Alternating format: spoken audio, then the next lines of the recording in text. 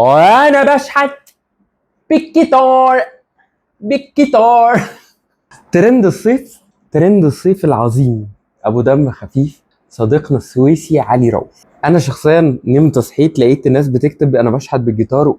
قعدت فتره مش فاهم، اصل انا برضو مش تيك توكاوي قوي، يعني انا مش من الناس اللي هي اوير قوي بكل ترند. يمكن عشان انا واحد من الناس، مش هكدب عليك، يعني انا ما بحبش الترند، انا بحب اكتر البراند. يعني وده كان دايما هاجس كده عندي، تبقى براند ولا تبقى ترند.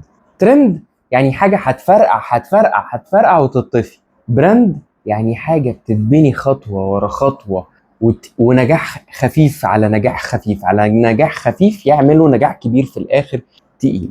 المهم، استيقظنا على ترند اسمه انا بشحت بالجيتار، وطلع اللي عامل الترند ده واحد صاحبي. يعني او انا لسه بقول ان احنا اصحاب علي، لو انت يعني انا لسه فاكر ان احنا اصحاب، احنا ما اتقابلناش بقالنا كتير، يا رب نبقى لسه. واعتقد الفيديو ده مصور في دهب، واعتقد ان هو علي شخص كرييتيف قوي، علي شخص كوميديان ودمه خفيف ومزيكاتي مرقع يعني. وفجأة عمل انا بشحت بالجيتار انا بشحت بالجيتار.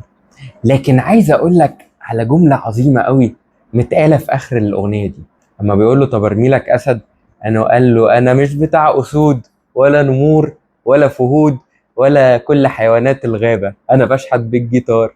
ودي حاجة بقى خلتني انا شخصيا افكر، عارف يا عمي، يعني ناس كتير جدا بتنصحني وبتطلب مني اني اطلع لايف على تيك توك اغني والم بقى اسود ونمور وحيوانات. انا مش عارف اعملها، حاولت كتير جدا ان انا اعملها، انا مش عارف اعملها. مش عارف يا جماعة، مش عارف احترم لحظة هقف اغني فيها قدام موبايلي عشان انت ترمي لي حاجات كده.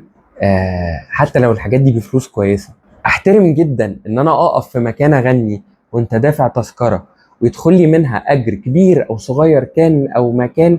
هعرف احترم نفسي واحترم شكلي وانا بغني، واحترم تسقيفك ليا، واحترم وانت باصص لي وبتسمعني، مش ماسك موبايلك ولا قاعد في الحمام بتتفرج عليا، لا ده انت قاعد بتسمعني وانت بتحترمني. انا مش عارف اعمل موضوع اللايف ولا استنى الاسود ولا النمور ولا الفهود ولا كل حيوانات الغابة. لكن في النهاية يبقى ان اهم صحفيين واعلاميين في البلد كاتبين ان في كل زحمة الالبومات والميجا ستارز اللي شغالين علي رؤوف واكل الترند انا بشحت بالجيتار بالجيتار. عملك شيء معايا؟